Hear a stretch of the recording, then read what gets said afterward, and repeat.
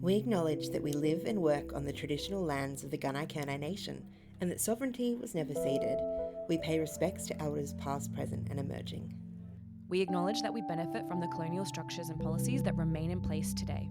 We stand in solidarity with First Nations people and recognise the ongoing process of dismantling those structures.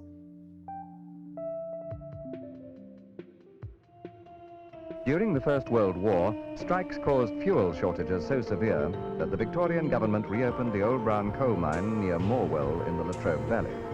And the state government has outlined a long-term plan to ensure the Latrobe Valley remains viable as its economy moves away from coal-fired energy. It's been the lifeblood of the Latrobe Valley for decades, but continual change in the power industry and the introduction of the carbon tax means it's time for a plan B. It's a month tomorrow since fire entered the Hazelwood coal mine in Victoria's east. Fire has been burning for weeks now, blanketing the township in a toxic smoke. The housing estates are literally just 50 metres away, so when the wind blows in the other direction, they take all of that in. The guillotine has finally come down on Australia's dirtiest power station, Hazelwood. It's caused jitters about electricity prices and raised questions about Australia's readiness for a low-carbon future. We're not going to achieve net zero in the cafes, dinner parties and wine bars of our inner cities. The Latrobe Valley's coal mines could be filled with water and made into a tourist attraction to rival Italy's Lake Como. Hello everyone, it is Editing Josie here, a little unconventional, but as this episode discusses the recent closure and removal of funding from the state government for the Latrobe Health Assembly and the Hazelwood Health Study, I wanted to pop in and just add a little caveat. Since we recorded this episode in early November, we reached out to the Victorian state government to confirm their stance and reason for ending funding for both the Health Study and the Health Assembly as part of our due diligence. A Victorian government spokesperson responded to us and provided us the following statement that I will read in full. Their statement is, following the Board of Inquiry into the Hazelwood Mine Fire in 2014, multiple initiatives were set up to monitor the health and well-being of local residents, including the Latrobe Health Assembly in 2016. The Latrobe Health Assembly has made significant contributions to the Latrobe Valley community, delivering a range of programs that are now well established. We thank the board members and staff whose significant contribution during this time has helped to address gaps in local services and supported community-led innovation to improve health and well-being in the region. Background, this is still their statement. In the past decade, the Assembly has delivered a wide range of important long-term programs aligned with its 4 key priority and focus areas: mental health, early childhood development, community connectedness, and active living. The Hazelwood Long-Term Health Study was also established and follows 10 years of research. The study found no evidence of long-term health impacts on the community. Since the mine fire, there have been substantial changes in public healthcare, including the COVID-19 pandemic. That's why we are delivering ongoing investments across the region, with Gippsland Region Local Public Health Unit focused on upholding local knowledge and community-based work to effectively respond to local health needs. That's the end of their statement. Before we get into the episode properly, Steph and I just wanted to include this statement in full from the Victorian spokesperson and to flag our concern with the characterising of the findings of the Hazelwood Health Study as, in quotes, no evidence of long-term health impacts on the community. In our view, this feels oversimplified and does not speak to the clear ongoing health deficit that the region faces. The health study speaks for itself, and we encourage you to read the results and listen to this interview and decide for yourselves if the Latrobe region has what might otherwise be described as long-term health impacts from the mine fire, yes, but also from almost 100 years of industrial labour that have kept the lights on in Melbourne. As far as the statement about the closure of the Latrobe Health Assembly, we question whether the already very busy Gippsland Region Local Public Health Unit is in a position to carry on the numerous community-led programs at the scale that is needed and necessary that the Health Assembly was delivering. As you will hear in the episode directly from Ellen Jane Brown, Executive Officer of Latrobe Health Assembly, and Dr. Matthew Carroll, Co-Principal Investigator of the Hazelwood Health Study. As ever, we've included the links and resources in the show notes for this episode, so you can review these claims for yourself. Now into the episode. So It is Halloween, or the day after Halloween, and for some reason we're recording the episode about health instead of the episode about your lawn, which is probably quite Health is terrifying. Ghosty. Health, so scary, actually. So this week we're looking at what happens after the smoke clears. The Hazelwood Mine Fire, the health impacts that echo through the valley, and how locals fought to rebuild trust in a system that stopped listening to them. So if you need the full backstory on the Hazelwood Mine Fire, we actually already have an episode all about that. You can go back and listen to episode 2 from season 1. But in short, 2014, an ember from a nearby bushfire set the open-cut mine in the valley alight and blanketed the whole region in smoke for 45 days. So we're going to take a special focus this week on the health fallout, the long-term impacts, and specifically the study that's called the Hazelwood Health Study and what the community has done to heal. I knew exactly who we needed to talk to: Ellen Jane Brown from the Latrobe Health Assembly and also Matthew Carroll from the actual Hazelwood Health Study. I'm glad you got to speak to EJ and Matthew. I know, yes. And trust, we will get into the juicy gossip about everything that's happening with the Health Assembly and the post-Hazelwood Health Study situation. So we definitely get into all of that.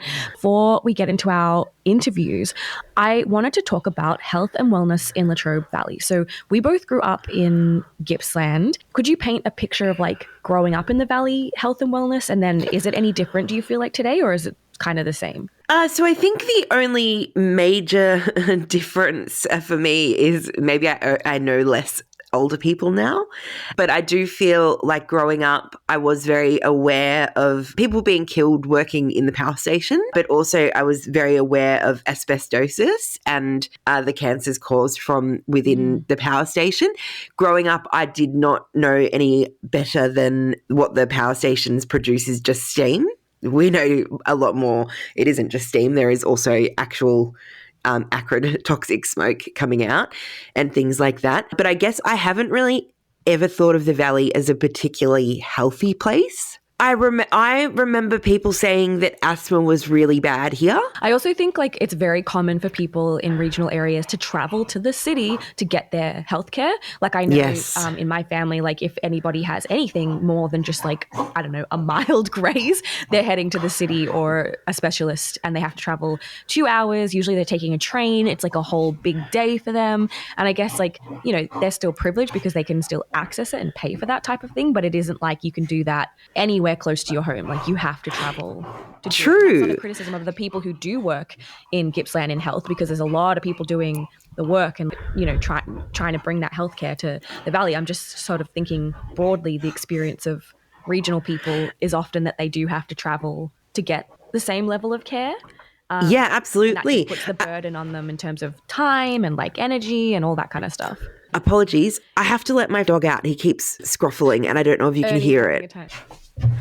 Sorry about that. Everyone is outside now and not making noise. Hi, Ernie.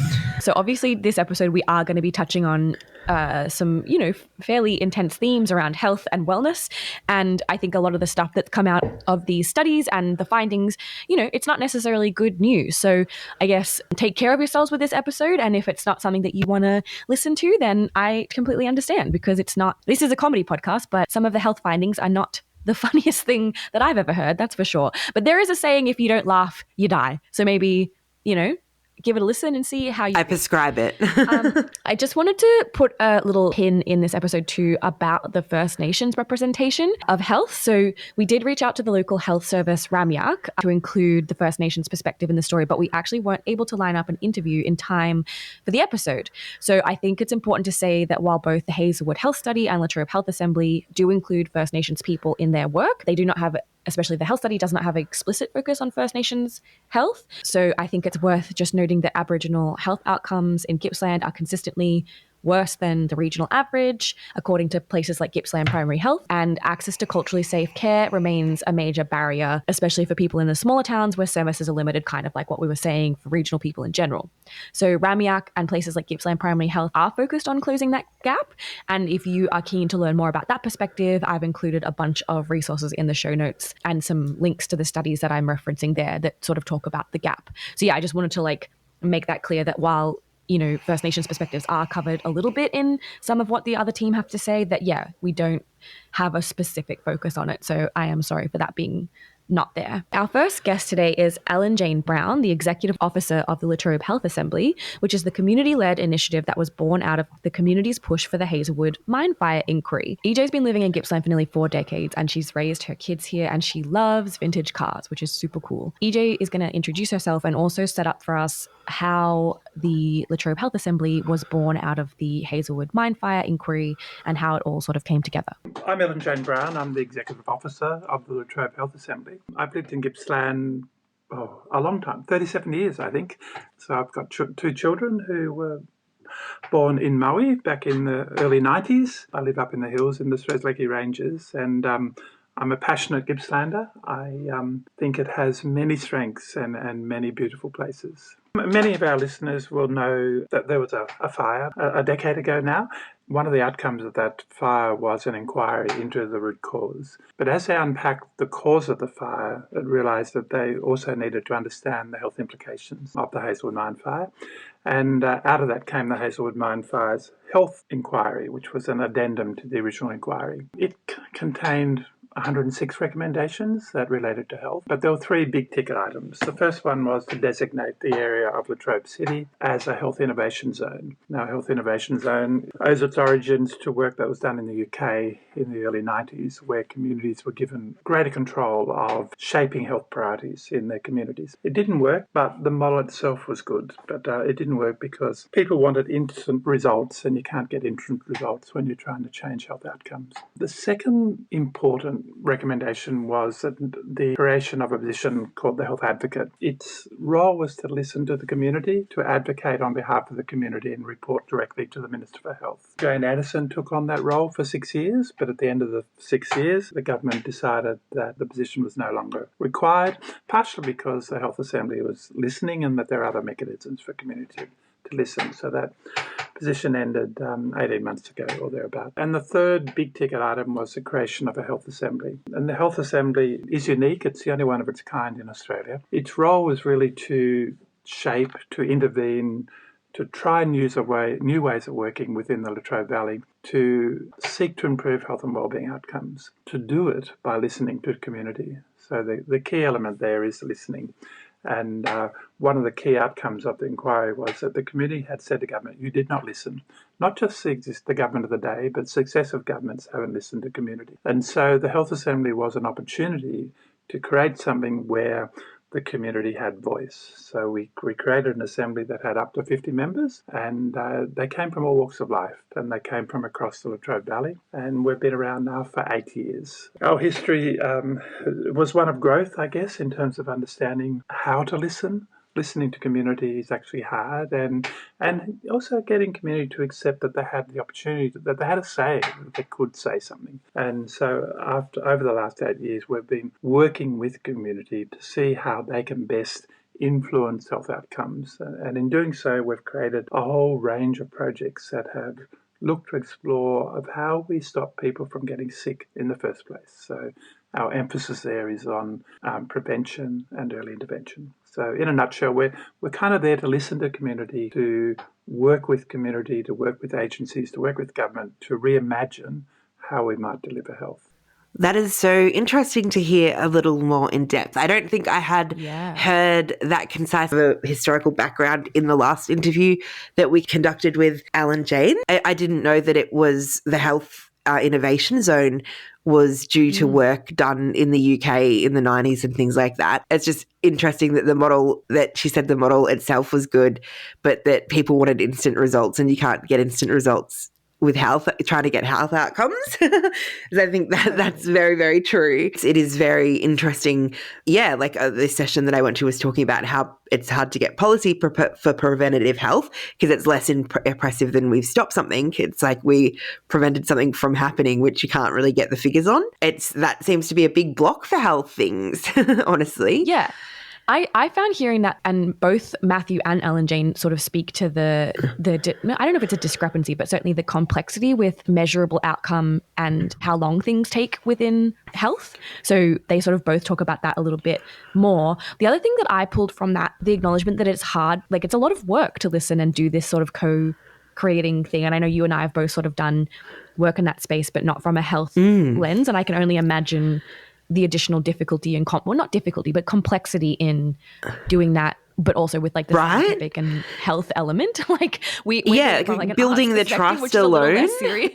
Yeah. It is. One thing I think that the mine fire did and we've talked about this a lot, is that it compounded the community's lack of trust in government and institutions. We felt like we'd been so fundamentally failed. So I wanted to ask EJ about the role that the Health Assembly has played in rebuilding trust between community and government, I guess particularly as pertains to like the role of actually listening to community. So this is what she had to say about that. Trust is a hard thing. I mean, and trust with government is a hard thing. It's you don't just click your fingers and hope that government will listen, because government encompasses the ministers of the day, but it also encompasses the bureaucracy that's built around it. Since the Mine Fire Inquiry, the bureaucracy has been changing, so that we've a lot of activities that were done locally are now done centrally. So that community contact has kind of been lost. We used to have a regional health department. It no longer exists. And so decisions are made centrally. They're made on the basis of policy, on the basis of contemporary thinking, but not necessarily on the basis of the informed view of community, nor have they been made on the basis that there is trust in community. So the Assembly had its work cut out for it in many ways, in that we had to rebuild that trust. The community in the Latrobe Valley had lost its faith in government and its successive governments. And so the Assembly, looking at it from a health lens, had to say, well, how do we create the opportunity for community to have a voice, to have a say in shaping health priorities? We tackled it with the view that health is everyone's business. It's not just the policymakers. It's just not those who might have subject matter expertise. In actual fact, those with the lived experience of illness, those with the lived experience of living in regional communities, those with the lived experience of living in a community that's in transition, they all had a view, they all have something to say, and the Assembly was about providing the space in which it could be said. Early on, we kind of took the view that these are the things, people would come to us with problems, and they would say, this is a problem, we think there's a solution, will you give us the money to solve that problem? And early on we said, yep, that's the way to do it. But the more we reflected on it, the more we thought about it, the more we realised that what people perceive as the problem and the solution aren't necessarily true. And particularly if you haven't listened to community, if you form a view that's just based on your own experiences or your own knowledge or your own sets of expertise. But if you draw the community in, you might find that the depth of the problem is somewhat different. You might find that the solution is somewhat different. When Tanya Rong, who's the chair, and myself came on board nearly 6 years ago now, we started unpacking that and realised that there was we needed to reimagine what our operating model was from the first couple of years. And what we came up with was a model that said, come to us with what you think is a problem, but we'll step in and we'll work with you, we'll work with community, we'll work with those with the lived experience and really unpack that and see what is the heart of those problems. So, and we called that the scan phase, where we kind of have a look around to see what the issue was and then come up with a set of possible solutions, and then would move in the next phase and say, well, some of these actually are worth exploring. So let's unpack it. Let's see what is being done elsewhere in the world, what it might be done locally, or is this something totally new? So then would come up with a range of solutions, and then we moved into the test phase, if you like, the evaluation phase, where we kind of said, okay, we've got some solutions, let's trial some of these, let's place it in community. But each step along the way, the Assembly members, but also the broader community were engaged. So we, at any point in time, we might have 20 to 30 projects running, and the advisory groups for those projects, the project control groups, consist of those with subject matter expertise, those with the lived experience of the condition that we might be exploring, those that work in the space, or just community members. And collectively, they can shape the solutions. They can, and as we're testing and trialling, they can find feedback. They can, help with the evaluation. So that by the end of it, we have a set of models that we know work. We know that everyone who is involved, have all had a say and all helped kind of put forward a solution to what are very complex problems. There's actually a lot more to the way that the Latrobe Health Assembly functions that I was aware of. It's incredible. I was already impressed with what the Latrobe Health Assembly seeks to do. And I'm incredibly disappointed about the pulling of funding from the Victorian state government because, as EJ has stated, we are a community that's living in a health deficit. Something else that struck me from that is the line about that our role is about intervening in a health system to prevent illness from occurring. So that kind of speaks to what we touched on before as well, that it isn't sexy or whatever to get policy for preventative health and initiatives. Yeah, it strikes me that like in order to value preventative health, you have to think beyond you and your lifetime a little bit. It's like, to me, it seems such an obvious, of course we would want to prevent it. I actually did some reading about this, and there's a website called preventioncentre.org.au that basically says that every dollar spent on treating chronic disease that's preventable is money that could be spent elsewhere in the health sector.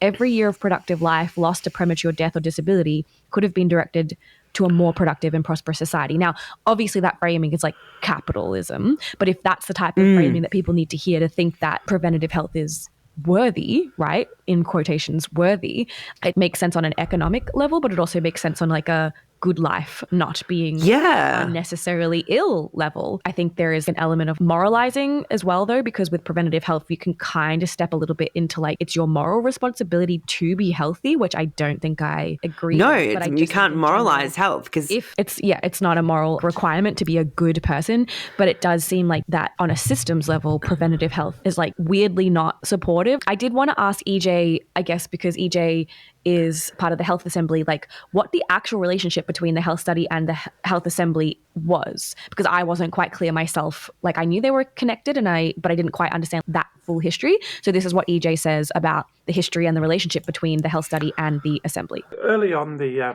Hazelwood Health Study was one of the first things that came out of the Mine Fire Inquiry. So it existed before the Health Assembly. And their brief was really quite specific. It was about looking at the impact of the Hazelwood Mine Fire on our community. But in unpacking that, they realised that there are other things that existed in terms of health outcomes within the Latrobe Valley. So not only did they begin to unpack the impact of fire, they also began to impact what are the other things that influence health outcomes. And because the Health Assembly then came into being, there was a relationship there whereby the work of the long-term health study was informing our work and vice versa. So we built up a partnership. As government kind of shifted its control mechanisms and realised that they didn't need a ministerial advisory committee for the Hazelwood Health Study, it was agreed that the Health Assembly would take on that advisory role. So the relationship therefore strengthened because we had the Hazelwood Health Study Community Advisory Group as a subcommittee of our board. And so that allowed our work to kind of intersect. And so along the journey of the Hazelwood Health Study has been the journey of the Assembly. And rather than being in conflict with each other, we've kind of complemented each other in that they've been doing that deep theoretical work, that deep work that needs, a thorough, in-depth analysis of health issues. Ours it requires the same thoroughness, but from a different lens. It requires it from the lens of community, from the lens of people with lived experience, from the lens of subject matter experts, also through the lens of, well, what might be the solutions to these complex problems. We've worked hand in hand, and so when their project ceased, the knowledge that they've developed over time, has been shared, but it's also been shared with the Assembly and has informed some of our work as we've moved along. Let me check that I'm understanding what we just heard properly. So Alan Jane is speaking to the symbiotic relationship between the Health Assembly and the Latrobe Health Study, and how they were able to look at the same problems but through through the lens, so the Health Assembly is focusing on the lived and living experience and a kind of, I guess, the quantitative arm a little bit in that sense, that they're hearing directly from community, whereas the Health Study is looking at things more broadly than that? Or is it that their research perspective is just different in terms of what kind of data they're collecting?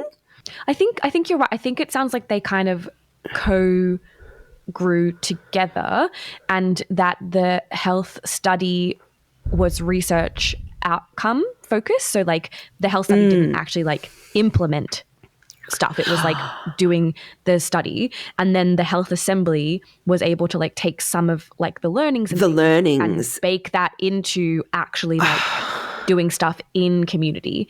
But like, yeah, you're right. I think it's really just like the lens, and also maybe output is different, but they certainly right. I think symbiotic is definitely the right word there, because they fed into each other. With everything that the Latrobe Health Assembly does, I really wanted to know if other regions around Australia also have health assemblies, because I kind of had just assumed that they did. I was wondering whether they have these community-led health initiatives. So I asked EJ what she felt like the legacy of this model was within, I guess, the rest of Australia, and if it has been adopted elsewhere. And this is what she had to say. Unfortunately, no. I mean, it's the only one of its kind in Australia. There are projects around that would be, the government would say, are place-based. And there's half a dozen, probably in Victoria, that they would signal out and say, well, these are about solving problems within communities. But they're all different from ours in that they might have a particular cohort. They might concentrate on the youth. They might concentrate on a migrant population. They might involve serious disadvantage. But the Health Assembly is a whole of community approach, and so it's unique in that space. Its legacy is that it has demonstrated the effectiveness of working in community. You know, even the government's own research and international research says that if you invest in prevention, if you invest in early intervention, then in raw dollar terms, you know, anything from $4 to $16 will be returned for every dollar you invest. We know from our own work that, you know, we've done that cost benefit analysis on a few of our projects, and they've ranged from a couple of dollars to up to $8 for every dollar invested. So they're a positive return, but they're a long-term return, and so you're not getting an instant answer to, you know, food insecurity or access to mental health services, and or you know, the school nursing program as an example. But some of these programs, the school nursing program, you know, the government recognised that it's a good program, so they actually funded it beyond our pilot for a further 3 years. Whether it and you know, those in the policy making domain say they would like to roll it out across the state. Whether the government can afford it at this point in time is another question, but for the moment they have funded it. The Dolly Parton Library, you know, it's where every child born in Latrobe Valley gets a book for the first 3 years, every month for the first 3 years of their life. That program has been taken on by one of the energy companies. And not only have they done it in the Latrobe Valley, they're doing it in the Hunter Valley, and they're doing it in other places where that company has agency. Kindred Spirits, you know, there's philanthropic money where we're working with them around children who not just need that wraparound healthcare, but they also might need money just to play sport or to get to the sport or whatever. Philanthropics have got behind that. The Adolescent Behaviour Change Program that is run where we try to intervene with Year 8 kids, that money, that program, when it ended, the agency got funding from a large philanthropic to keep it going, and it's still going. So I think the legacy is there. You know, as you know, we've been defunded for reasons unknown, other than a budgetary decision. You know, of the 30 projects we stopped on the 30th of June, more than a third of those have got a lifeline from philanthropics or from other agencies who have recognised the value of them, and they're going to keep going. So, you know, I think had we had more time to do what we'll do, continue with what we were doing, the legacy would have been quite apparent, whereas now we're just kind of on the edge of it. We kind of can see it happening. It's tantalising close. What we're struggling with is how, as we move into a leaner, meaner, if you like, community-led Latrobe Health Assembly, how are they going to keep the knowledge that we've developed over the last 8 years and ensure that it continues is our current challenge, our current thinking about, you know, the complexity of it, and how do we do that with a budget that's 1/10 of what our budget was. And just to put it in perspective, our budget, when funded, was 1% of the hospital's budget in Latrobe Valley. And if you think of that, and we know at the state level, 1.3%, I think 1.35% of the state budget, state health budget, is directed towards early intervention prevention. The Australian Health Prevention Association would say you actually need about 5% as a minimum spend if we are to actually tackle disease that is preventable. And when you think about illness, the majority of people who are ill are ill with diseases that are preventable in the first place. And so it's, we have our priorities wrong. I mean, I'm at the end of my career, but, and I have, since working particularly with the Assembly, realised that we really have to rethink what it means to engage in health. We really have to rethink the priorities and say, well, we actually do need to spend more on prevention and early intervention. But it's not about money either. I mean, that's part of the solution, but it's also about, we also need to do it in a way that engages and includes community and those with the lived experience of illness. Because if we do that, then we get tremendous solutions to complex problems, but solutions that are owned by the community. Because they're owned by the community, they're more likely to last. I just don't understand, knowing the work that is being done. Like, this is a way that the term place-based solution is used where it doesn't feel like a buzzword because it's legit, right? Yes. So, like, yes. Why don't all kind of, I don't know, local government areas or whatever have initiatives like this? I guess it's the funding problem, but it would undoubtedly make lives better and people less sick. It's the thing we were saying earlier and that EJ has also mentioned, where it's like, because it doesn't one-to-one quickly make a KPI, it's like kind of long, deep work to make communities healthier. It's just not a sexy thing for government to want to fund, even though like the entire cost for all of the hundreds of programs that the Health Assembly was doing was like borderline negligible, right? Like a $5 million a year operating cost in the scheme of things, nothing. And as EJ mentioned, it's only 1% of the hospital's budget for all those programs. And you heard what they are. These are not like, airy-fairy like stuff. Not that there's anything wrong with that, but it's like feeding kids. It's reading. It's like just the most food for all Latrobe Valley. What a great program name and what a great project. And like when you consider how many people are accessing food services across the state of Victoria, not to mention with all of the deficits that we do have in Latrobe Valley in terms of employment, in terms of like housing stability, in terms of poverty. So that's kind of how responsive the Health Assembly is to the needs of the community. So I guess I really want to touch on what EJ said, emphasize or highlight what EJ has said about the legacy with the 30 plus projects and things, and that they've been defunded for reasons unknown.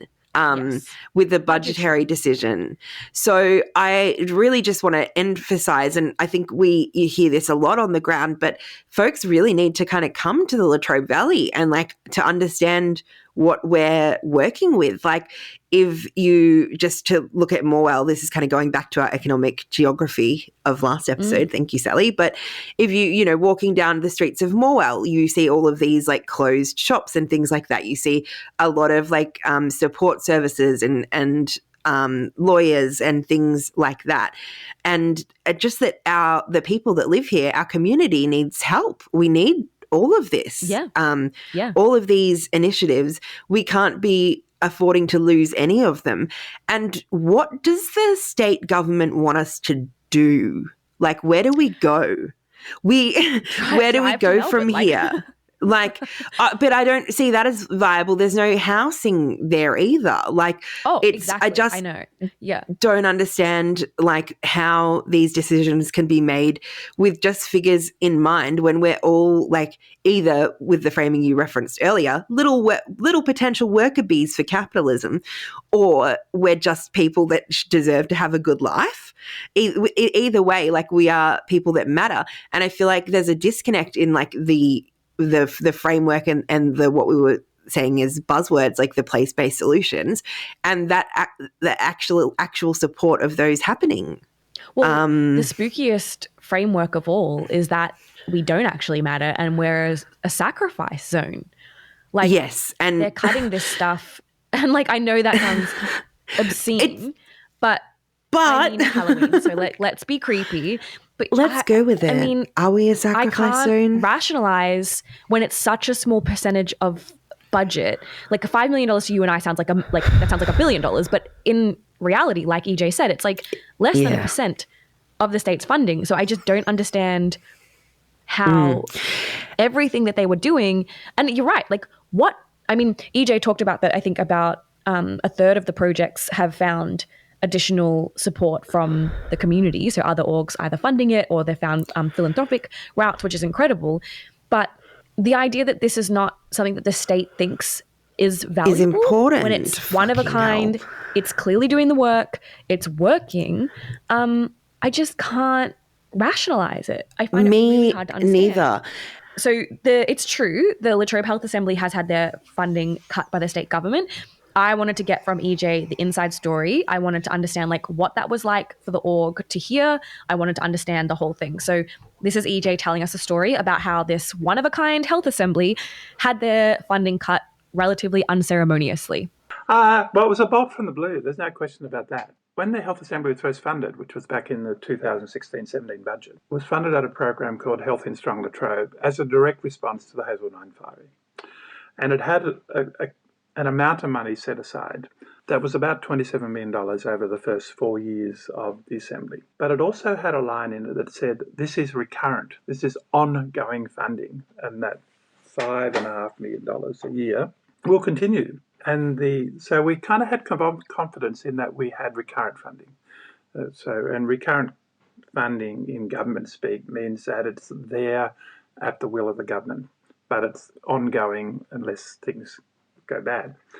We also had confirmation back in 2023, 23, that in the out years, and government works in out years, so with the 5-year cycle, they could see that we were in there out to the middle of 2028. So we kind of had this assurance that we were in the cycle, that our money was there. So then when the state budget came down in late May, we had a phone call the day before the budget, just saying that we were no longer going to be funded. We got a formal advice the day after the budget. Interesting enough, I cannot find anything in the budget papers that says that the Health in Strong Latrobe budget is, no longer exists. Rather, it was a decision within the Department of Health. But it is a decision of government, and the decision was that from the 1st of July this year, we would not receive any additional funding. What they did say to us was that we could utilise our cash reserves because working in community is an up and down thing. So we always had 3/4 of a year's budget kind of sitting there because some projects might happen quickly and others don't. So we had some cash sitting there.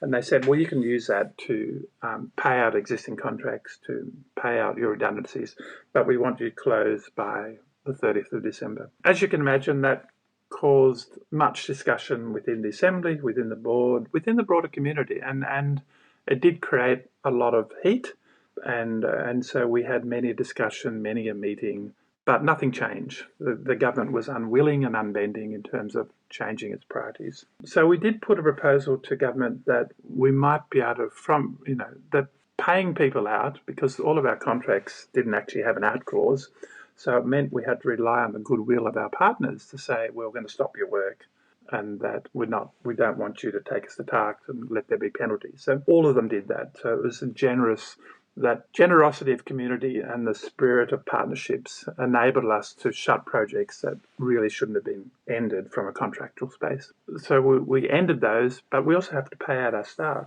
and not just our staff, the staff that are working in projects. There's 30 plus staff working in the projects and there's 18 in the Assembly. So it costs money to make people redundant. By doing that, we managed to save 1/10 of our budget.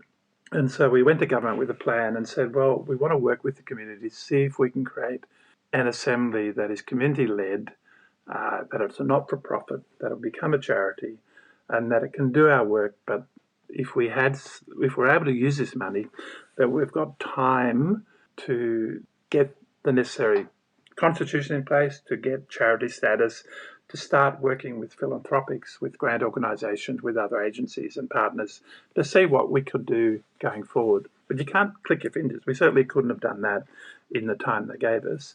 We had always intended to do this over the next 3 or 4 years, but we've kind of had to truncate that. So we're now doing what we're going to do in 3 years in 12 months. Only last week we got the news that we could use those cash reserves. In the meantime, we had been working with community to see what a new constitution was like, finding spaces, reimagining what the assembly might be. So we've done all that groundwork. So at our next at our AGM in early November, we will formally endorse a new constitution and not a new assembly, but a revised assembly will come into being on the 1st of December. So that's exciting. And it's hope born out of adversity, really. So it's hurt. There's disappointment, there's frustration, there's anger. We've never been given a reason. We were a soft target in that we were the only bit left standing, if you like, out of the Hazelwood Mine Inquiry, because the LVA had gone, the Health Advocate had gone, some of the other initiatives have gone, and we're kind of left, And to quote the Minister for Health, who said, and is on the record of saying, our work is done, well, we beg to differ. Our work is not done. The need for the community is just now really being understood, and it's just beginning, which is why we, as an assembly, as a board, as assembly members, as a staff, as community, have fought so hard to say, well, this legacy is important. We need time to reimagine what it can be, and so we now have that time. There is hope, but it's not on the scale that we would have liked or we had imagined or had planned for. So I guess, as we've sort of discussed, knowing in that quick succession that the Latrobe Valley Authority and the Health Advocate and then also then Latrobe Health Assembly had its fundings cut, I'm thinking around the context of our community having been through that very trust-destroying event of the mine fire and the weird sort of health response around that. It's really felt like recently that we were kind of just maybe building back some of that trust through things like the Health Assembly and the Health Study. So I had to kind of ask EJ really to try to understand like what she felt like was behind the decision and also how she felt personally, because she's given so much time and energy into building up this organization along with all of her incredible colleagues. So this is how EJ sort of unpacked the sort of emotional side behind it.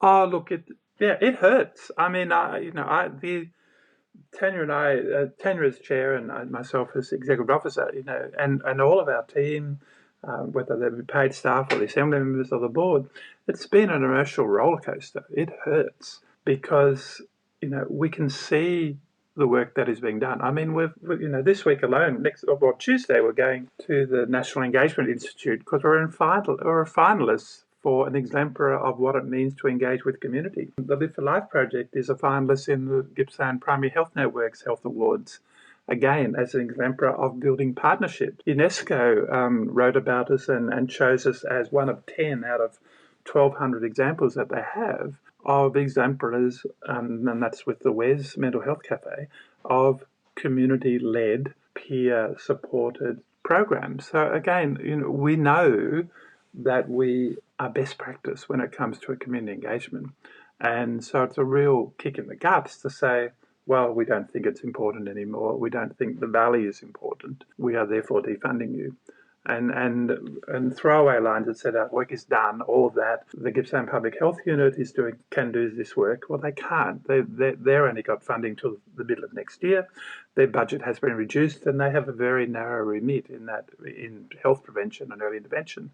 They only have 3 priority areas, not the broad community remit that we have. Similarly, the adult mental health hub isn't doing the same work. The minister said, that they're doing some work. Well, they're doing some work, but they're the services that should be met by government and government of the day anyway. What the Assembly was doing was saying to government, well, there are other ways of doing this stuff. There are other ways of intervening. And for them to take it away is problematic. And it's been problematic for a while in that, the Department of Health has a position on our board, but restructured 18 months, 2 years ago, and said, we'll no longer come to board meetings.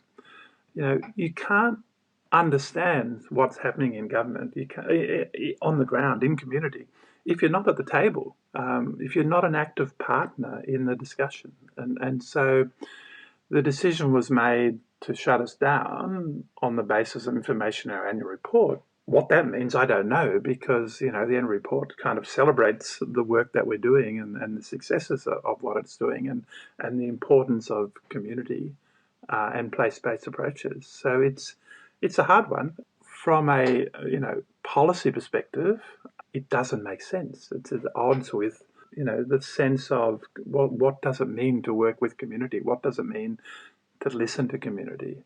It's more than counting numbers or widget counting. It's not about dollars in and dollars out. This is something quite different. This is about dollars in, but voices in and community in and saying, well, you give us a little bit of dollars, we'll give you some collaboration, we'll do a lot of our stuff at the expense of community giving their time, which makes it cost effective and cheap. I mean, the scale of our work is incredible.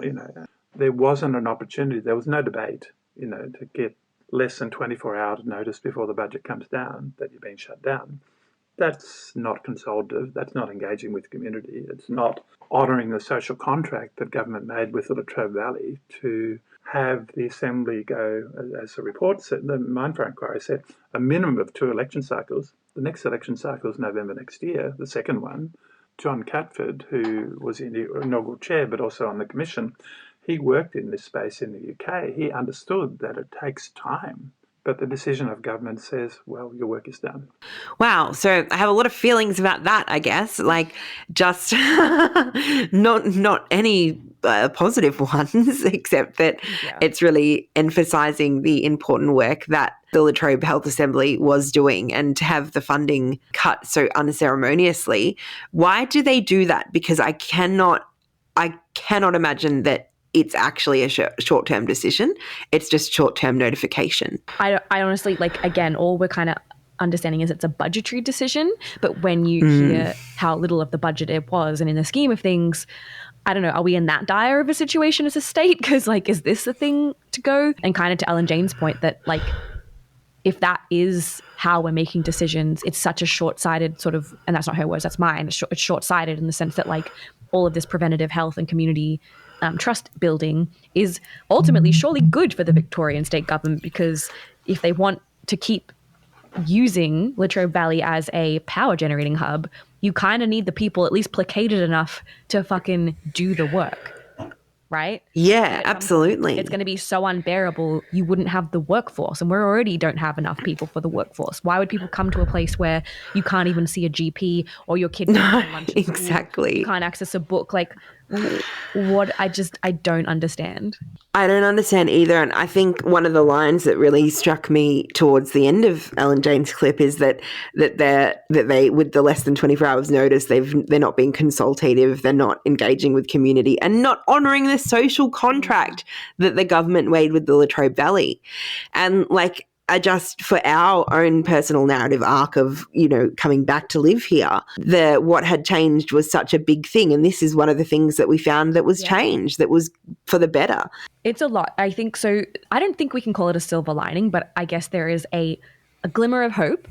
So the Latrobe Health Assembly team, instead of taking this funding decision and just being like, well, guess that's it, they have actually been working incredibly hard to reimagine the Latrobe Health Assembly as a not-for-profit vision. So this is obviously an immense amount of work, and it sounds like it's been really challenging to do that with such short notice. But EJ is now going to unpack for us the plans for moving forward and how we can support the process of evolving the Health Assembly into this new phoenix rising from the ashes of the state government's budgetary decisions. What we've done is we've worked with community to rewrite our constitution so that the intent is still the same, which is to improve health and wellbeing outcomes in the Latrobe Valley. But for the community to lead the discussion about what that means, for the community to advocate for improved health outcomes in the Latrobe Valley, and for the community to inform the decision-making process. So we've rewritten a constitution that kind of reflects that takes government out of the picture and says that we will create, from the 1st of December, a community-led organisation that is led by community. But we don't want to lose our history, so we've said to the existing Assembly members, the assumption is that you will stay. So we're just going to transfer you across to under the new constitution, the same entity, but with the Friends of the Assembly, with the Assembly members, but with a board that is not going to have the CEOs on it, but rather just have community members on it. And so it will be truly community-led. We're going to rent a smaller office. We've just got yesterday. I'm waiting for the lease to come through, but in Church Street. So we're moving across the railway line to Church Street, where we'll have a little office with an executive officer and 1 or 2 staff and lots of volunteers. We're hoping to continue our work, but to kind of take a deep breath and say, okay, What does it mean to advocate for health in Latrobe Valley? What do we think our priorities are in the first year, in the second year, in the third year? Noting that we're only funded at the moment to the end of 2026. And where might we turn to get support to keep us going? Can we work with philanthropics? Can we work with other government agencies? Can we work with industry in Latrobe Valley? Where might we get funds to support some of the initiatives that we know need to be done? So it's exciting. I think, we were aiming to head that way. We always wanted to decouple ourselves from government in the longer term. We're just going to do it in a hurry now.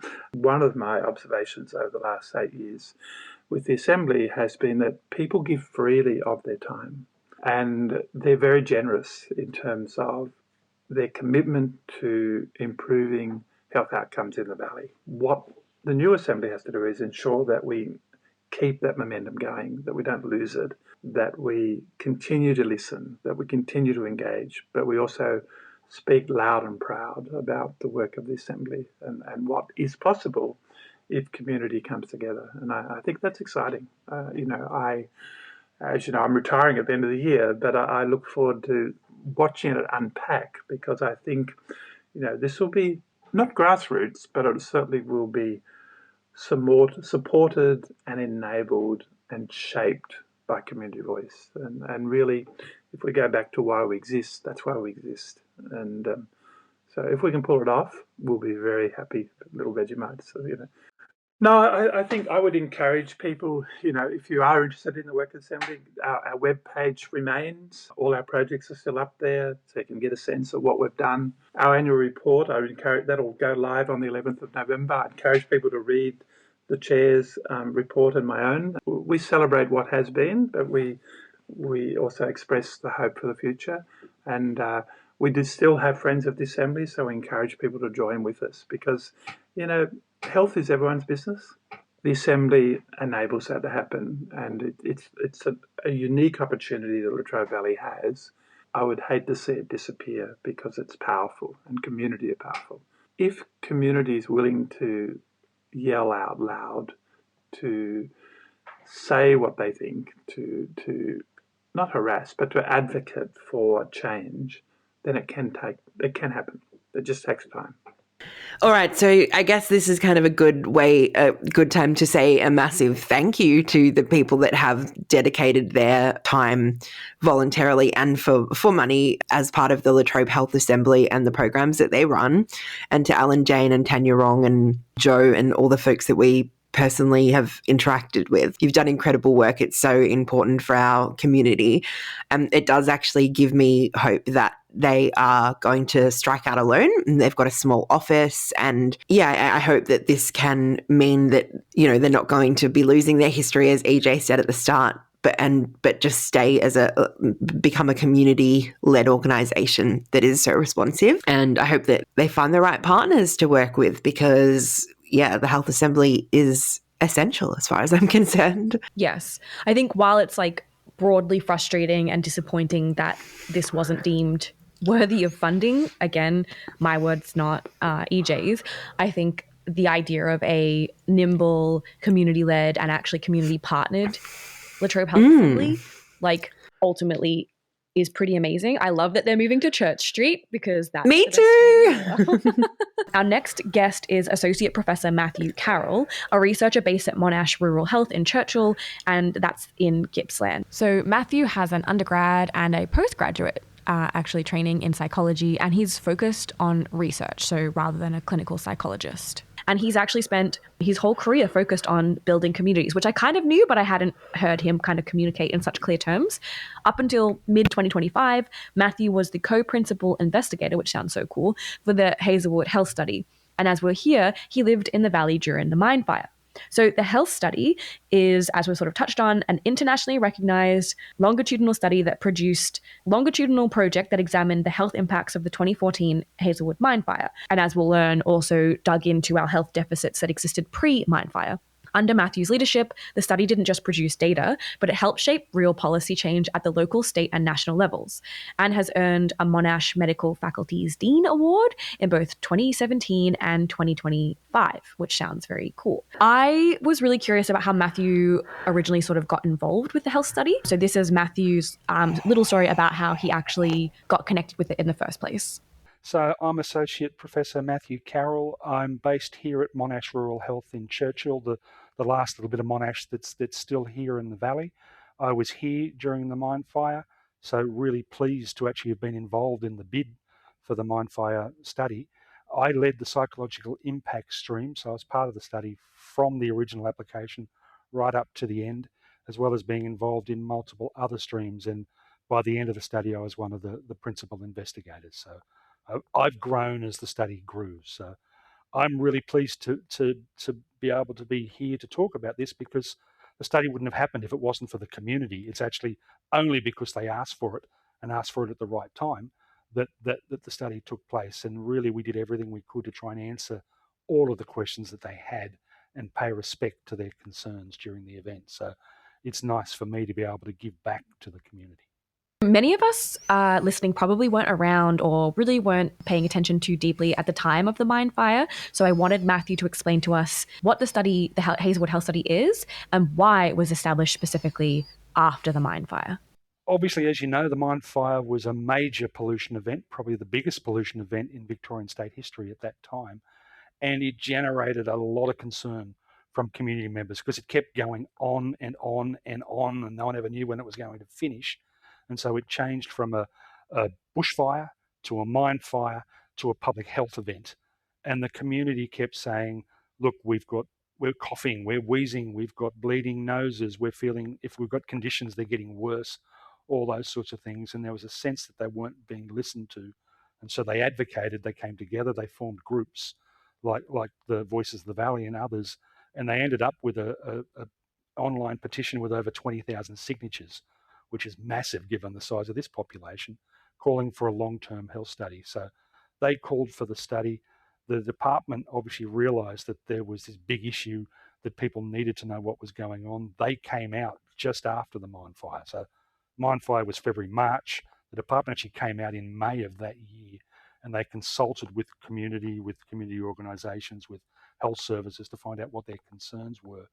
And they put out a request for tender as a technical term, but they put out a document calling for organisations to put their hands up to actually run the study. So we were one of multiple groups who put our hands up. We collaborated with our colleagues in public health and preventive medicine in St Kilda from the sort of big part of town of Monash. And we put together what we thought was a really big bid. We went beyond what they asked for. So those research questions were based on what the community were talking about. But we said, look, that's great, but it's not big enough. We want to study, like, for example, they asked about what was the effect of smoke exposure on the birth weight of babies. And we said, look, that's a really important question. That's in the health literature. But there are a whole series of other things that could infect child development. That one little question's not big enough. And so we actually proposed a whole stream that was looking at much broader maternal and child health. We also went beyond the remit and proposed a study on broader community wellbeing, because we said that this fire event wasn't just a health event, it impacted the operations of the community and the perception of the community. All those jokes that went around on social media at the time or in the newspapers and so on. I remember one comic where it said Morewell, and they'd scrubbed it out and put in more, as in M-O-R-E, well, how to make Morewell better, that sort of stuff. So we saw that there were much broader impacts than just the health. So we put up a really big proposal for a 10-year program of work, and they funded it, which I'm still surprised at. They said yes. They gave us a fairly large amount of money to run what was the biggest ever post-event study of its type, and the longest. No one had ever seen a 10-year study. Monash business didn't even have protocols available for a 10-year budget. We had to break the documents to be able to make it work, to be able to put up a budget for something this big. So yeah, we were just incredibly pleased that they took us seriously and that they saw that what we put up was actually a really strong proposal, because it was huge. But they said they could see that this is what was needed to answer those questions. It's a project that's never been seen. To get 10 years of funding is just incredible. Would have liked more, but 10 years is incredible. The study went for around 10 years, which is, as Matthew's noted, quite unusual to be funded for that length of time. So I wanted to know how it was different at the start compared to at the end of the study. So I asked Matthew how substantially the program of research changed over the course of the decade. Look, we tried to largely stay within the research plan that we put up, but because we couldn't do, it wasn't one 10-year contract, it was multiple contracts over time. So at each time point, we had to put in a new research plan, and we did change things all the way through. So, for example, we have a whole stream of the study that was never in our original plan. So we have something called Hazelinks, which is actually looking at existing service use data.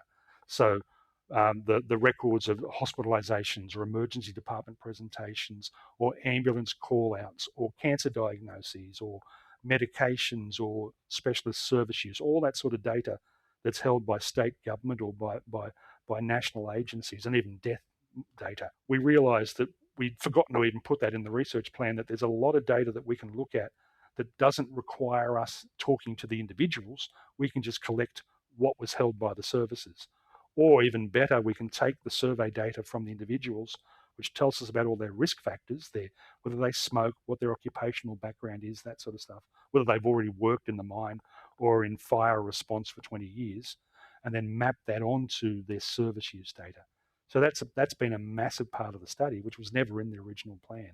As we went on, we looked at more things to do. So for example, my stream did a lot of cross-stream work. So I lead the psychological impact stream. I took that over about halfway through the study.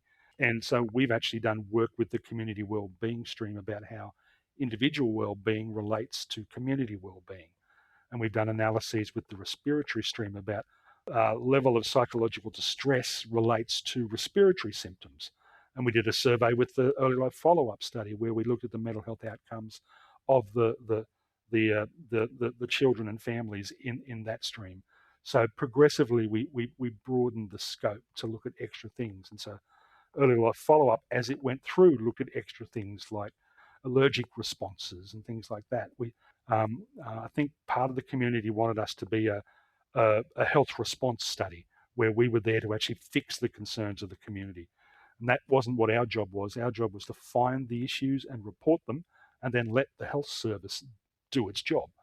And even the community wellbeing stream, and this is one thing I remember one of our chief investigators for the majority of the study, Michael Abramson, very often said that the one thing he didn't expect the health study to do was have an art exhibition.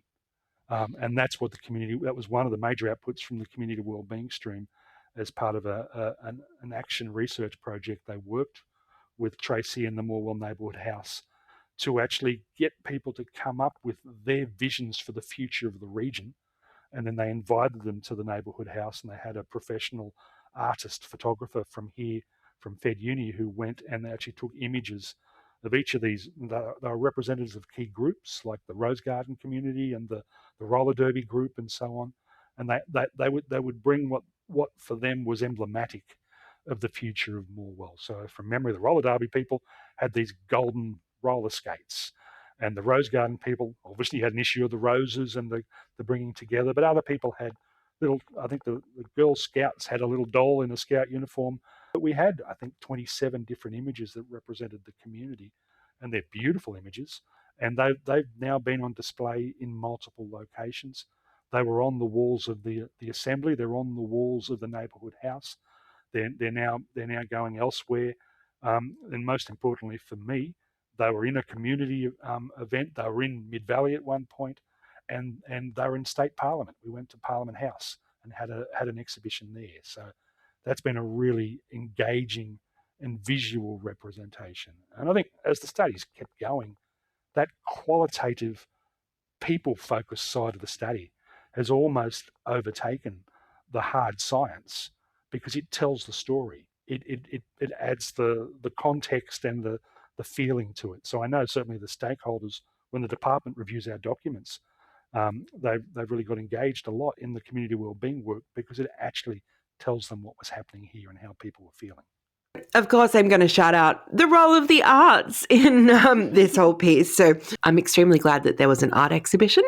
I really like this idea that they had all these different people provide different objects to be photographed and things like that to represent the community. So it's really interesting to hear how the mode of the study didn't change, but that there was these things they hadn't considered, and the way that the impact has been communicated to the community and vice versa, and how the community have responded. Yeah, just shouting out to that, to the arts. So the study has a shitload of sub-studies, right? It's not just one study. It's like a whole bunch of different studies. And I'm curious, given that Matthew has like kind of is across everything, what he felt like either the most shocking or the most, I don't know, pertinent to like our health thing that the study actually found. So this is what Matthew had to say about the sort of most shocking things that came out of the study. Clickbait. It's all clickbait.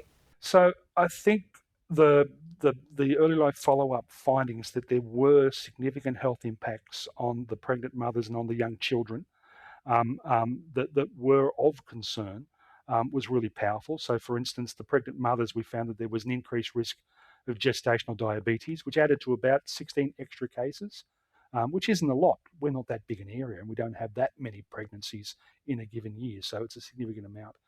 And we saw that the babies who were born to those mothers actually there wasn't a birth weight effect, but it was the reverse of what the research would have expected. They're actually bigger in terms of level of smoke exposure. But even then, across the cohorts of kids, so we looked at children who were in utero at the time of the mine fire. And that's a really odd concept to think you're being impacted because your mother is breathing in the smoke and it's passing through and it's impacting on your development. So we found a whole range of impacts in those kids and in the kids who were less than 2 years of age at the time of the mine fire. So things like more emergency department presentations or more prescriptions or more specialist service use and so on. And so we found a whole range of different things at different points because we kept going back. We also found evidence of stiffer lungs and stiffer heart vessels at different points. Importantly, a number of those did actually drop off over time, but not everything has. And so really that really reinforces that argument that you really should look at either relocating pregnant mothers and young children during major smoke events, or at least offering them personal protective equipment or air filters or clean air spaces. And I know during Black Summer, in the Tasmanian response, it's just a bit of coincidence, but one of our chief investigators, the lead of the early life follow-up stream, is actually part of the public health response for Tasmania. And so that actually informed the Tasmanian response, and they did precisely that. Probably the other one that people really notice was that part of my stream, we had a school study component where we compared children in Morwell with the rest of the Latrobe Valley, with Morwell being seen as the most exposed, knowing that the rest of the valley was also exposed but less exposed. And not just exposed, the schools were impacted. So what we found was that, because we know that the two schools who were closest to the mine and very close to the mine were Morwell Central, as it was, and Sacred Heart primary schools. And both those schools had to close down and relocate. And that was a massive impost on those guys. So for the first instance, they were turning up at the school to get on a bus to go to sites in Maui, and then do a shorter day and then get back on the bus and come back. The other schools in Morwell, while they didn't relocate, they did a lot of time away to try and get them out of the smoke. So we knew that Morwell was massively impacted. So we looked at the NAPLAN findings for those kids, and we found a really clear drop in NAPLAN results in the year after the mine fire. We intentionally didn't look at 2014 because that's just not fair. The mine fire was February to March. NAPLAN was May. There's no way that's not going to smash NAPLAN in that year. But we looked at the year after and then from then on, and we found that there was a 4 or 5 month delay. And that delay hadn't fully recovered by 2018, which was the last round of NAPLAN data. So that shows you that a major event can have a really long-term impact. So that was another big take-home message for us. Oh my gosh. So I'm glad that Matthew has touched more on the gestational diabetes and the impacts on pregnant mothers and fetuses and things like that. I was really struck by the evidence of stiffer lungs and stiffer heart valves at different points. Like, oh my gosh, I just still can't believe they didn't relocate people. Like they just let everyone sit in here because maybe sacrifice zone. Matthew's background is psychology, and one of the major streams was the mental health stream. And I had read the summary report about the PTSD from the mine fire and how ongoing climate events or climate disasters or climate crisis situations were triggering, like particularly triggering for Latrobe Valley because they had been through it. And I assume that would be applied to like the places that keep flooding, the places that keep burning, like the amount of people with a PTSD response is sort of like escalating. This is Matthew unpacking the sort of PTSD trauma from such a disaster. PTSD specifically, so we did two things. In our original adult survey, which went round to all adults in Morwell, and then we compared them with our control community, which is a subset of adults in Sale, because Morwell and Sale aren't actually all that comparable, but we did our best to match the two populations. We actually asked people about whether they'd actually been diagnosed with various mental health conditions, and that included PTSD and anxiety and depression and so on. We found small increases in self-reported diagnoses, but not a lot. And that's not that surprising because those things take a long time to develop. What we did do, though, in that survey was we included a measure of post-traumatic stress symptoms. So it's sort of a PTSD screener, but it's not actually a clinical screener. The score on that survey doesn't then say you've got PTSD. It just says you're experiencing these things. You're still thinking about the mine fire. You're dreaming about the mine fire. You feel over anxious or over alert because of the mine fire. All the questions are now thinking about the mine fire. Tell me how you're feeling now about these symptoms. And we found there was a really clear association when we did our first survey. People were still saying those who had more smoke had more symptoms. And it was a really clear dose-response relationship. But interestingly, we went out again about 3 years later, and we actually found that the level of symptoms still associated with the mine fire had increased 3 years later. Now, the literature would tell you that on average across the cohort, it would drop down because communities recover over time. Some don't. There's always the individuals who go on to develop major concerns and possibly get worse as everyone else is getting better. But on average, you would expect those symptom levels to go down. Ours went up. And the reason we think that was our survey was around the same time.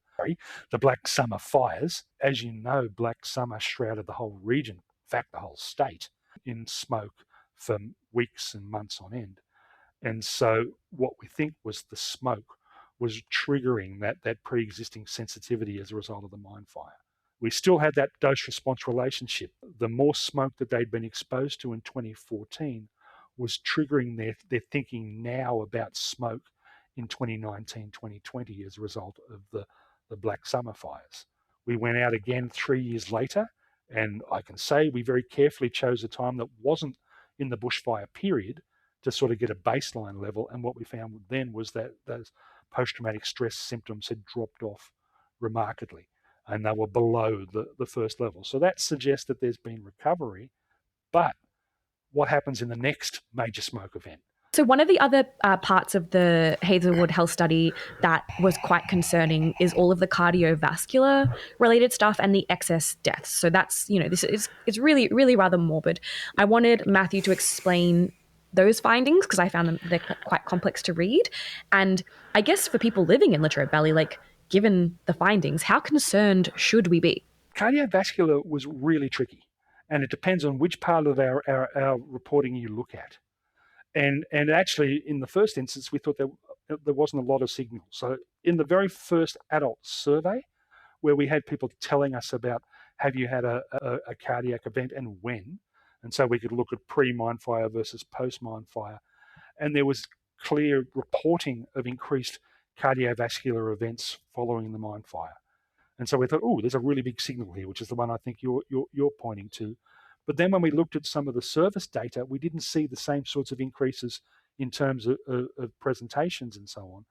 And what we did, the way we tried to marry what people say versus what we can see, was we then did clinical assessments. So we actually invited about 500 people to do really detailed clinical assessments. And for cardiovascular, I think it was over 2 hours. So it was quite a big battery of tests. And what we found in this was just after the adult survey, so about 3.5, 4 years after the mine fire. And what we found was there was absolutely no evidence of cardiovascular effects in the clinical assessments. And so that actually led us to think, well, if there's no evidence, there's actually no scientific argument to keep following this group, because we had planned to look at them again 3 years later and 3 years later again. So there's no evidence to actually follow that group over time. And so we cancelled the next 2 rounds of cardiovascular activities because it was so onerous on them. But then what we found when we then looked at the mortality data, because as you know, there was a lot of discussion about the deaths associated with the mine fire. It was the reason, or the primary reason, for the Mine Fire Inquiry reopening. And there was a lot of debate between the different estimates of the different groups. And in the end, the second Mine Fire Inquiry just said there's some evidence of increased deaths, but they didn't really come up with a clear estimate. That's because death data takes so long to get registered, and then it's a lag between death data registration and cause of death information. So we're talking usually years before you get the data. So when we finally got access to the death data and did our analysis, what we found was that there was actually clear evidence of cardiovascular effects, that there were more cardiovascular related deaths in the 6 months following the mine fire. I think it was 27 excess deaths in that 6-month period. And what that actually means, it's a sort of perverse effect, that means they couldn't do our survey because they passed away. They couldn't be in our clinical assessments because they passed away, which meant that we were actually assessing a healthier cohort. And so our findings were underreporting the likely cardiovascular effects. And then we went out again, I think 9 years after the mine fire. We got the next batch of death data, and we actually found that mostly in about years 3 to 5 following the mine fire, there was evidence of increased cardiovascular related deaths, equivalent to like a 17% increase. So nothing like the original estimate in the adult survey, which was self-report, but still over time, that's a solid estimate. So we really did actually find evidence of cardiovascular related deaths. So it is probably the messiest one within the study because of the impact it had on our ability to actually detect it. And that's why it's so important to do it multiple ways, to ask people what happened, to look at what the change was in service use, and then to look in what actually happened in terms of that, obviously, the final outcome, which is deaths. Oh my gosh. So I'm really struck with this, that it was 9 years after the mine fire that they got the next batch of death data, and how that this, as you touched on before, like the scale of time that is needed to track these effects. Yeah. So though even the fact that they were funded for a 10-year study, though that hasn't happened all the way through, that's impressive, but we need 20 years, we need 30 years. It needs to be longer. Also, just to touch on, like he said that they did 500 really detailed clinical assessments of people for cardiovascular health. Like that's an amazing effort to get 500 people on this research. I think it speaks to the depth and breadth of the work that the survey did. But I think you're right. Like the shocking thing is thinking through that longitudinal necessity. Of course, you can't see the effects straight away. These are things that take time. And I guess all of it to me just points at, if stuff like this happens again, obviously do not just leave people in smoke for 45 days. Like I don't... Obviously. God, I just seems... Yeah, I'm so glad that the research is there, and I'm so glad that we have scientific evidence that is irrefutable. And I guess that's what's needed for us to think, oh, maybe people shouldn't be left to breathe smoky air. Maybe increases their risk of deaths from cardiovascular disease. So because as Matthew mentioned, that they, like, even just hearing about the 500 phone calls they made, and this whole episode we've sort of been talking about the lack of trust that community had already had, but then particularly after the mine fire, and everything that we kind of went through, how trust had been so significantly eroded. I was curious, given the nature of the community-led and focused research, what the role, like what Matthew felt like the role of the health study was in making the community feel heard again. Yeah, look, I mean, obviously that was the big issue during the mine fire and during the mine fire inquiry, that people felt like they weren't being held. There was almost a sense of a fly-in, fly-out response of officials coming in and talking to them about what was going on, but without the opportunity to do the two-way conversation. So we really felt that we were answering their questions, responding to their needs as much as we could. And we tried to prioritize them as much as we could all the way through. So we actually had community at the head of our community advisory committee. They are involved in helping us design our study, and particularly in helping us try and engage with the community. I have to say that when we saw 20,000 signatures on the survey, we thought that every single adult in Morwell was absolutely engaged, and they're all going to jump on this survey. It'd take us a week to get our responses, and we get an 80% response rate. That's not what we got. It took us over a year with lots and lots of efforts to try and engage the Morwell community. So it took a long time to get people back engaged. We had and I have to say the department were very much on our side in terms of they realised that they'd copped a bit of criticism in the mine fire inquiry about how our communication was managed.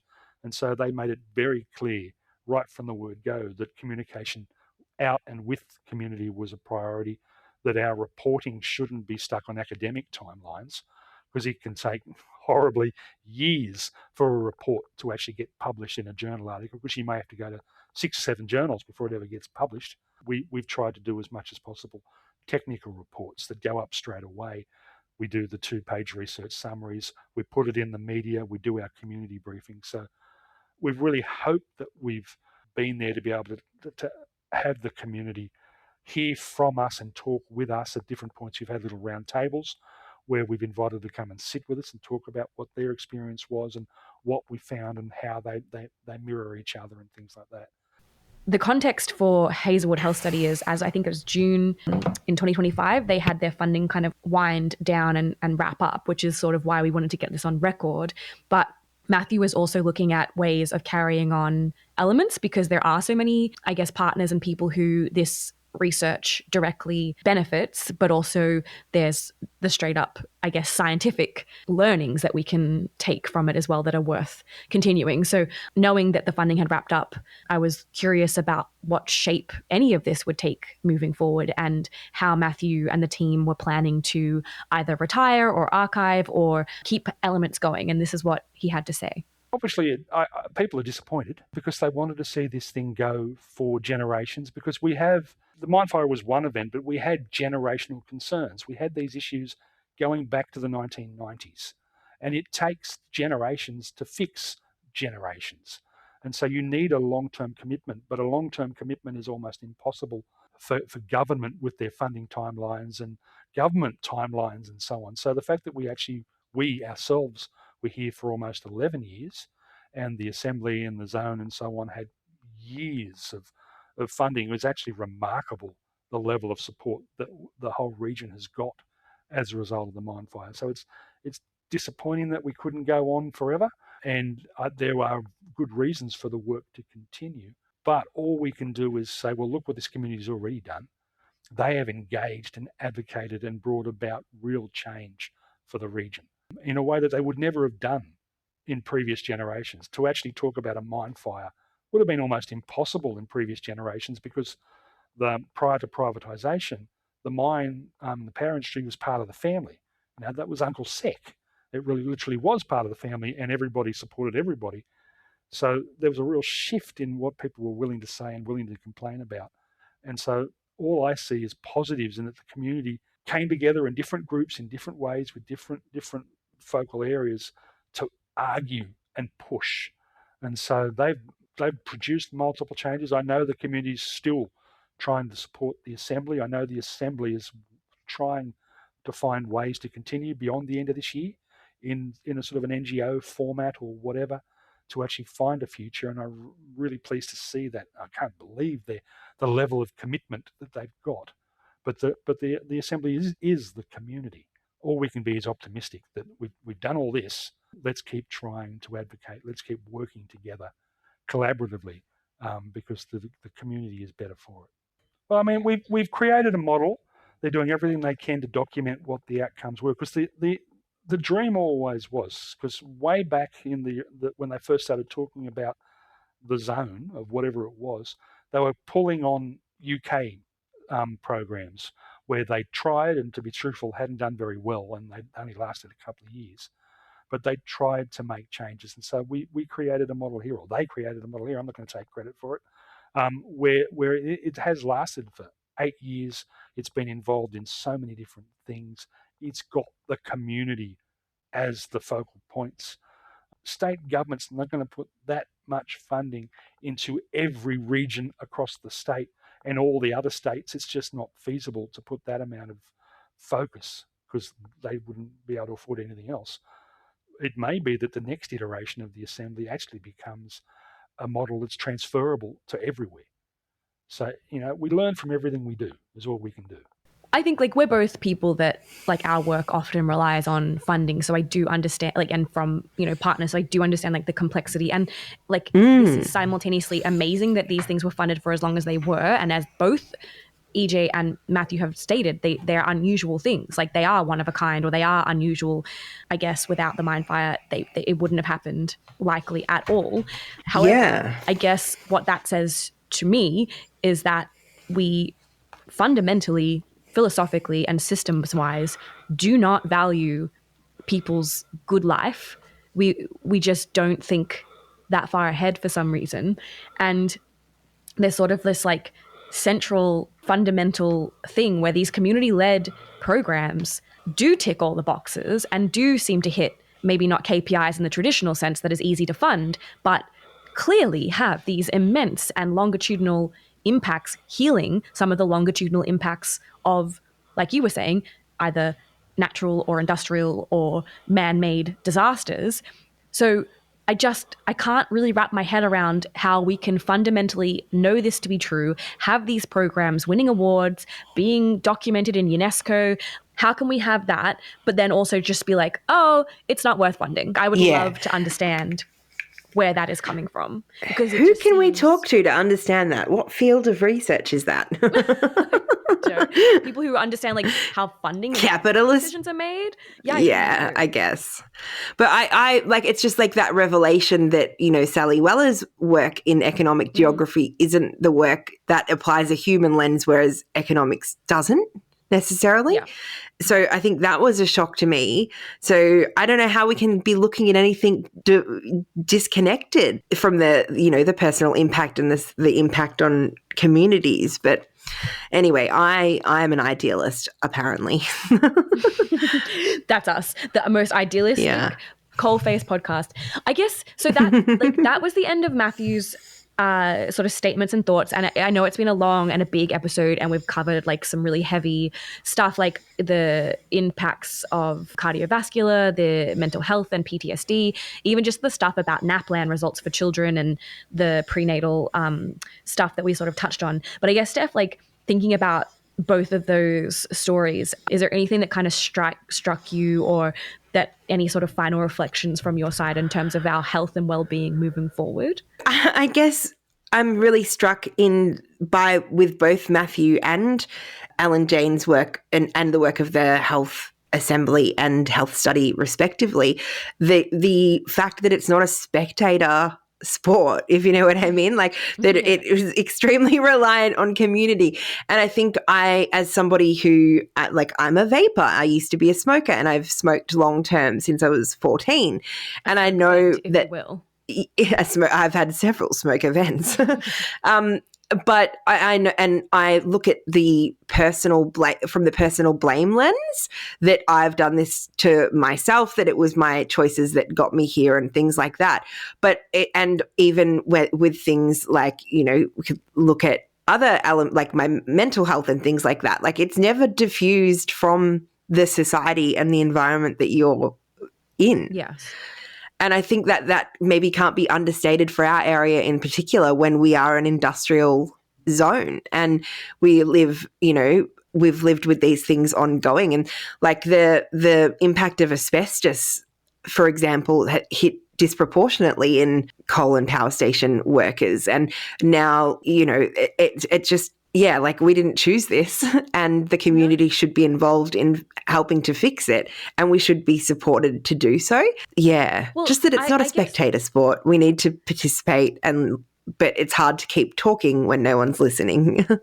I agree. Like, I think that the community-led components of both of these organizations and works I kind of knew that that's what they were focused on, but I guess like hearing it in such detail gives me hope that these people are here in community doing the work and making, doing what maybe the state government couldn't, or, doesn't have capacity to do for whatever reason.